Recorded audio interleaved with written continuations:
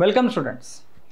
Public ॲडमिनिस्ट्रेशनची जी आपण series करतो आहे, ज्यामध्ये आपण वेगवेगळे जे थिंकर्स आहेत, पब्लिक ॲडमिनिस्ट्रेशनचे थिंकर्स, त्याच्याबद्दल आपण अभ्यास करत आहे. याआधी आपण बरेचसे थिंकर्स ऑलरेडी पाहिलेले आहेत आणि हेनरी फायोल हा जो एक थिंकर आहे, या थिंकर्सबद्दल सुद्धा आपण माहिती पाहिलेली आहे. याच्या आधीचे जे 2 लेक्चर झालेले आहेत त्याच्यामध्ये तुम्ही हेनरी फायोलची काही सुरुवातीचे काही बेसिक्स थेअरीतले सिद्धांतातले काही गोष्टी पाहिले असतील. त्यानंतर याच्या आधीच्या लेक्चर्समध्ये सुद्धा आपण हेनरी फायोलच्या काही बेसिक सिद्धांत पाहिलेत आणि आता सुद्धा आपण हेनरी फायोल बद्दल चर्चा करणार आहेत. छोटे छोटे लेक्चर्स आहेत, परंतु आपले जे वेगवेगळे ॲडमिनिस्ट्रेटिव्ह थिंकर्स आहेत त्या थिंकर्स बद्दल अतिशय महत्त्वाची माहिती इथे आपल्याला कळते आणि अतिशय सोप्या भाषेमध्ये आपण हे सगळं समजून घेत आहे. आपला जो पब्लिक ॲडमिनिस्ट्रेशनचा कोर्स आहे ज्ञानदीप अकॅडमीचा, यामध्ये आपण अशाच छोट्या छोट्या ज्या सिंपल वाटणाऱ्या ज्या कन्सेप्ट्स आहेत, जे कन्सेप्ट म्हणजे वाटायला तसे ते वाचायला जर तुम्ही पुस्तकातून घेतलं तर हार्ड वाटतील, परंतु आपल्या लेक्चर्समध्ये ते सिंपल करून कसे घेता येतील तेच आपण इथे करत आहोत, जेणेकरून अभ्यास करताना तुम्हाला गोष्टी सोप्या वाटायला पाहिजे आणि एक्झाममध्ये आन्सर लिहायला सुद्धा तुम्हाला त्यामध्ये मजा यायला पाहिजे. ठीक आहे. तर या ठिकाणी आज आपण फायोल बद्दल काय समजून घेणार आहे पहा. आपण हा जो फायोल आहे यांच्याबद्दल ऑलरेडी सिद्धांत आपण याच्या आधीच्या लेक्चर्समध्ये पाहिलेले आहेत आणि आपण याच्या आधीच्या एका लेक्चरमध्ये फ्रेडरिक टेलर सुद्धा चर्चा केलेली आहे. त्यामुळे जर तुम्ही लेक्चर्स पाहिले नसतील तर या आधीचे लेक्चर्स पहा, त्याच वेळेस तुम्हाला या लेक्चर्स मधल्या गोष्टी कळून जातील. अदरवाईज तुम्हाला कळणार नाही की या लेक्चर्स मध्ये काय चालू आहे, कारण या ठिकाणी आपण फायोल आणि टेलर या दोघांमध्ये तुलना करतो आहे आणि ही जी तुलना आहे एक्झाम मध्ये डायरेक्टली प्रश्न येतो, फायोल आणि टेलर मधली तुलना. त्यामुळे आधीचे लेक्चर्स पहा, त्या लेक्चर्स मधून फायोल काय ते समजून घ्या, टेलर काय ते समजून घ्या, म्हणजे या गोष्टी तुम्हाला अतिशय सोप्या भाषेमध्ये समजतील. ओके. तर ज्यावेळेस आपण तुलना करतो त्यावेळेस आपण काही समान सुद्धा सांगतो आणि काही विरोधाभास असलेले सुद्धा मुद्दे सांगतो. तुलना फक्त विरोधाभास असलेल्या मुद्द्यांची नसते, समान असलेल्या मुद्द्यांची सुद्धा असते. त्यामुळे सुरुवातीचे 4 मुद्दे जे आहेत ते समान असलेले मुद्दे आपण पाहणार आहे आणि नंतरचे जे 2 मुद्दे आहेत त्यामध्ये विरोधाभास आपल्याला कुठे दिसून येतो ते आपण या ठिकाणी पाहणार आहे. तर समान मुद्दे आणि त्यानंतर विरोधाभास असलेले मुद्दे, असे दोन्ही मुद्दे आपण इथे पाहणार. पहिले तुलना करताना पहिले समान मुद्दे पाहूया. फायोल आणि टेलर मधला पहिला मुद्दा काय आहे पहा. दोघांनीही व्यावहारिक मुद्द्यांवर आधारित सिद्धांत तयार केलेले आहेत. व्यावहारिक मुद्द्यांवर आधारित म्हणजे व्यवहारामध्ये प्रोडक्शन वाढवण्यामध्ये जी तत्वे कामाला पडतील त्या तत्वांबद्दल फायोलही बोलला आहे, त्या तत्वांबद्दल टेलर सुद्धा बोललेला आहे. तसा फायोल सांगतो की बाबा कामाच्या तुम्हाला 6 पद्धतीनुसार तुम्हाला कामं करावे लागतात. ठीक आहे, किंवा 6 ऍक्टिव्हिटीज असतात ते तुम्हाला करावे लागतात. या ऍक्च्युअल व्यवहारिक नॉलेज आहे ते प्रत्येक ऑर्गनायझेशन मधलं.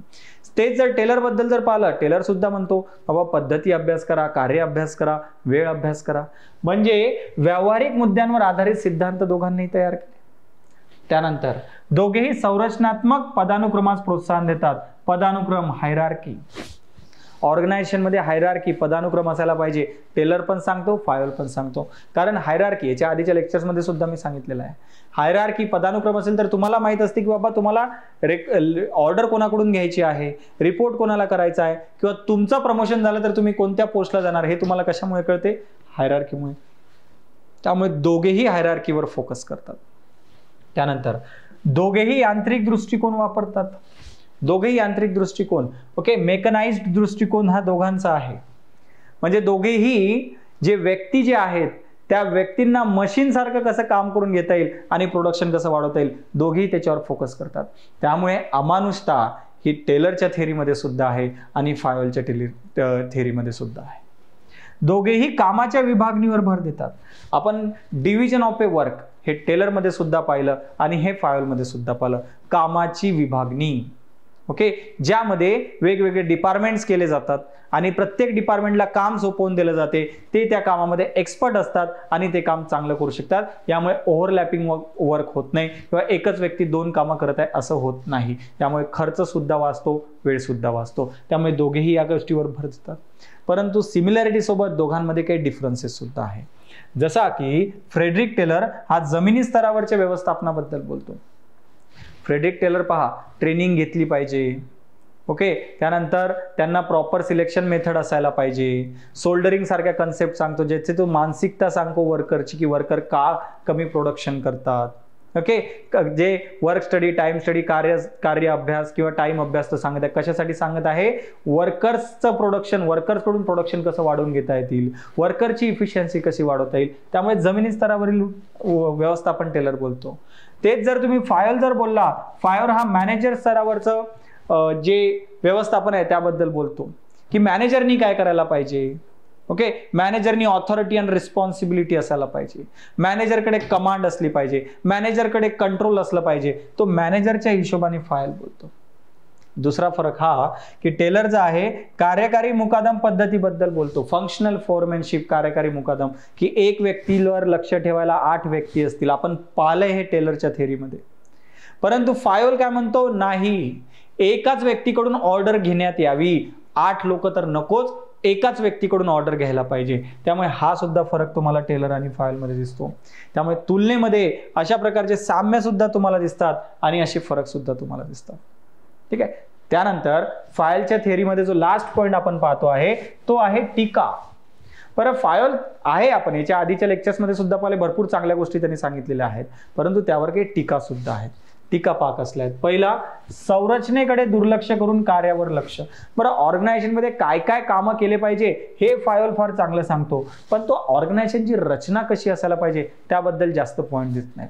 1-2 पॉईंट्स आहेत, जसे की युनिटी ऑफ कमांड किंवा हायरार्की, पदानुक्रम वगैरे, परंतु ऍक्च्युअल स्ट्रक्चर कसायला पाहिजे असं ऑर्गनायझेशनचं, मॅनेजरचं काम काय असेल, वर्करचं काम काय असेल, ते कसे एकामेकाला रिपोर्ट करतील, कोणकोणत्या डिपार्टमेंट्स कसे बनवले जातील, स्ट्रक्चरवर त्याचा खूप फोकस नाही आहे.